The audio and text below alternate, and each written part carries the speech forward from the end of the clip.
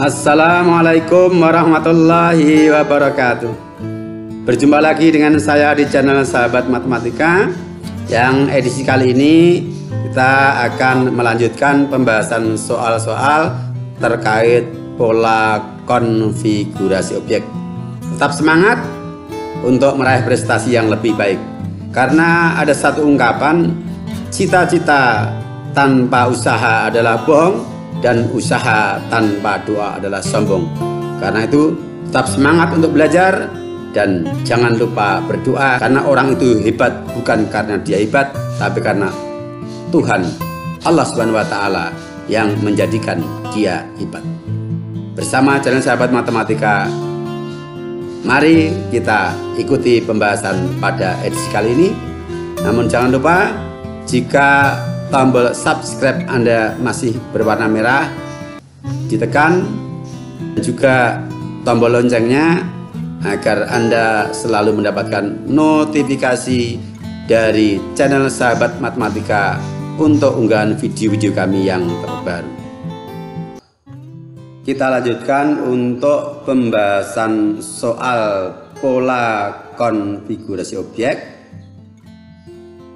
Kita masuk ke soal nomor 4. Perhatikan gambar konfigurasi objek berikut. Tentukan banyak objek pada pola ke-50. Seperti sebelumnya, masing-masing konfigurasi pada setiap pola, banyak objeknya kita nyatakan dalam bentuk bilangan dan kita tuliskan sebagai barisan. Pola pertama ada 1 objek, pola kedua ada 6 objek, pola ketiga 15 objek, pola keempat 28 objek. Selanjutnya kita analisis. P1 sama dengan 1, P2 sama dengan 6, P3 sama dengan 15, dan P4 sama dengan 28. Tugas kita selanjutnya adalah bagaimana merekayasa nilai-nilai dari masing-masing pola ini yang menyatakan banyak objek dari setiap pola untuk menjadi satu bentuk operasi bilangan yang teratur dan konsisten dengan mencari hubungan masing-masing nilai terhadap indeksnya. Dari bawah, P4 sama dengan 28 kita nyatakan sebagai 4 kali 7.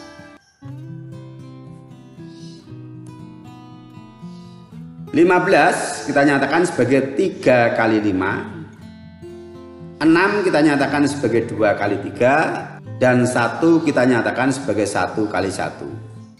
Nah, sekarang perhatikan, masing-masing bilangan yang menyatakan banyak objek dari setiap pola sudah kita nyatakan sebagai bentuk perkalian, yang mana faktor pertama nilai-nilainya sama dengan indeks dari P. Sedangkan faktor kedua adalah 1, 3, 5, 7. Ingat, barisan bilangan 1, 3, 5, 7. Pola barisan bilangan apa? Di edisi sebelumnya, barisan bilangan ya ganjil.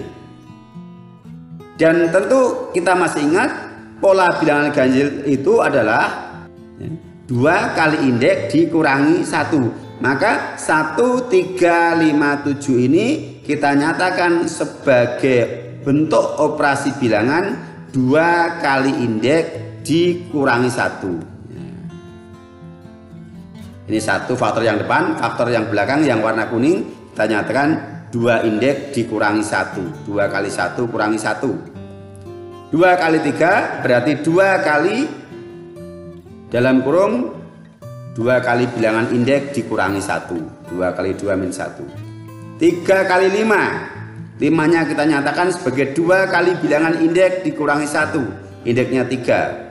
Jadi 2 kali 3 dikurangi 1. Berikutnya 4 kali 7 sama dengan 4 kali 7 kita nyatakan sebagai 2 kali bilangan indeks dikurangi 1. Lihat indeksnya 4. Jadi 2 kali 4 dikurangi 1. Nah, dengan kita melihat pola ini, ternyata hasilnya adalah bilangan indeks dikali pola bilangan ganjil. Pola bilangan ganjil selalu 2 kali bilangan indeks dikurangi 1. Dengan demikian banyak objek pada pola ke-50 sama dengan 50 kali 2 kali bilangan indeks dikurangi 1. Indeksnya 50. Maka dalam kurung 2 kali 50 dikurangi 1. 2 kali 50 adalah 100, 100 dikurangi 1, 99. Maka 50 kali 99. Hasilnya 4.950 objek. Jadi kita tidak perlu bersusah payah menggambar objeknya, tapi kita bisa menentukan banyak objeknya dengan apa? Memanfaatkan keteraturan pola dari suatu barisan bilangan untuk menyelesaikan masalah terkait konfigurasi objek. Ya, bisa dipahami?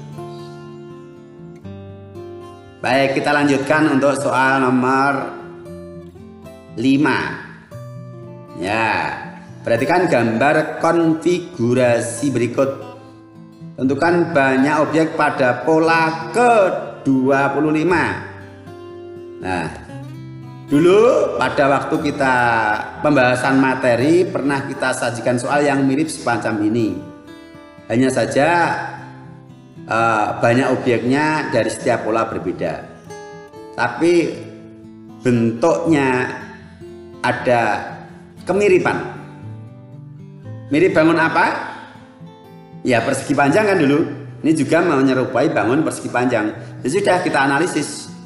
Kita tulis dalam bentuk barisan bilangan yang menyatakan banyak objek masing-masing 4, 10, 18.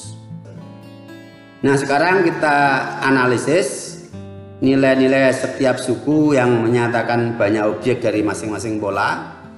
P1 sama dengan 4, P2 sama dengan 10, P3 sama dengan 18. 4, 10, 18 diperoleh dari menyatakan banyak objek dari setiap pola yang bentuknya menyerupai persegi panjang. Kita asumsikan masing-masing pola adalah bangun persegi panjang. Yang pertama, yang banyak objeknya ada 4. Ini adalah persegi panjang yang lebarnya 1 satuan dan panjangnya 4 satuan. Maka kita tulis 1 kali 4. Yang kedua, persegi panjang dengan lebar 2 satuan dan panjang 5 satuan. 10 kita nyatakan sebagai 2 kali 5. Dan berikutnya pola yang ketiga, kita asumsikan persegi panjang berukuran 3 kali 6. Nah, sekarang perhatikan, masing-masing sudah merupakan perkalian dari 2 buah bilangan, yang mana faktor bagian depan atau faktor pertama nilainya sama persis dengan bilangan indeks. Sekarang perhatikan dengan seksama.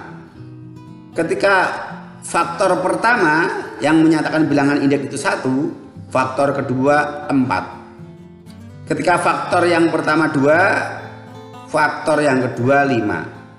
Dan ketika faktor yang pertama 3, faktor yang kedua 6. Ternyata faktor yang kedua ini nilainya kalau dibandingkan faktor yang pertama selalu ada selisih 3 dengan nilai 3 lebihnya dari faktor pertama. 4 3 lebihnya dari 1, 5 3 lebihnya dari 2, 6 3 lebihnya dari 3. Ini yang saya katakan faktor yang kedua selalu nilainya 3 lebihnya dari faktor yang pertama. Nah, dengan demikian, dengan sangat mudah kita bisa menentukan banyak objek pada pola ke-25.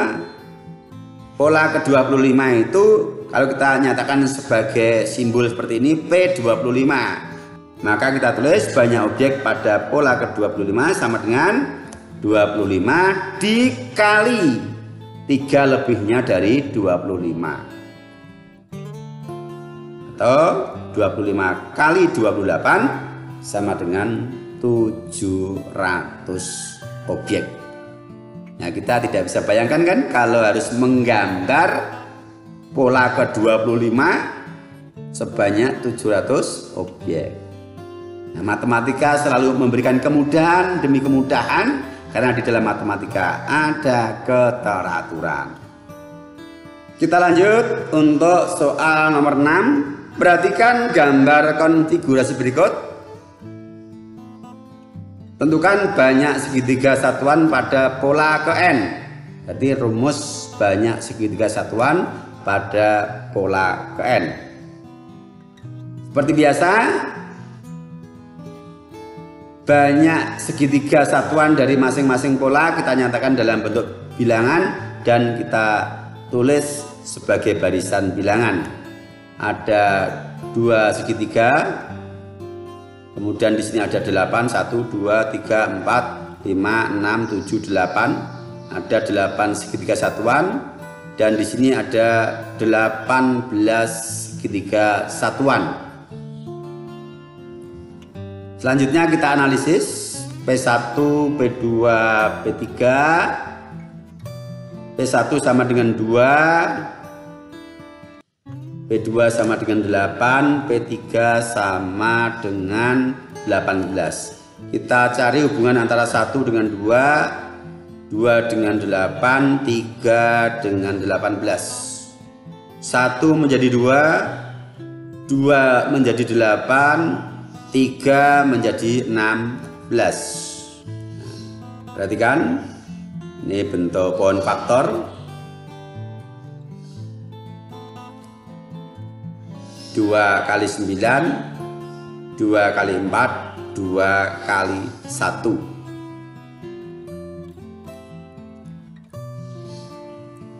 Sekarang perhatikan, sudah dinyatakan dalam bentuk perkalian 2 bilangan. Faktor yang pertama ternyata tetap, yaitu 2. Faktor yang kedua adalah 149. Kita ingat bilangan apa? 149. Atau perhatikan di sini saya lanjutkan pohon faktornya. 9 itu 3 kuadrat, 4 itu 2 kuadrat, dan 1 itu 1 kuadrat. Kita nyatakan di sini 2 kali 3 kuadrat, 2 kali 2 kuadrat, dan 2 kali 1 kuadrat. Nah, sekarang sudah tampak jelas. Ternyata setiap pola dinyatakan sebagai bentuk perkalian bilangan 2 dengan bilangan asli kuadrat. Yang bilangan aslinya itu sesuai dengan bilangan indeks masing-masing. Nah, maka banyak segitiga pada pola ke N dapat dirumuskan sebagai, kalau pola pertama sama dengan 2 kali 1 kuadrat, pola kedua sama dengan 2 kali 2 kuadrat, pola ketiga sama dengan 2 kali 3 kuadrat, maka pola ke N sama dengan 2 kali siapa? 1, 2, 3 adalah bilangan indeks dikuadratkan. Pola ke N berarti indeksnya N, maka sama dengan 2 kali Iya, N kuadrat. Oke, sementara ini dulu. Ya, demikian tadi pembahasan soal-soal terkait pola konfigurasi objek edisi yang kedua. Mudah-mudahan semakin menambah perbendaharaan soal kita dan juga semakin memperluas wawasan kita dan juga semakin meningkatkan daya analisis dan kritis Anda. Karakter itulah yang ingin dibangun dari pembelajaran pola bilangan dan pola konfigurasi objek. Bagikan kepada teman sahabat supaya mereka bisa merasakan manfaat dari video ini dengan niat berbagi kebaikan. Insya Allah akan bermanfaat dan menjadi amal soleh. Sekian, Assalamualaikum warahmatullahi wabarakatuh.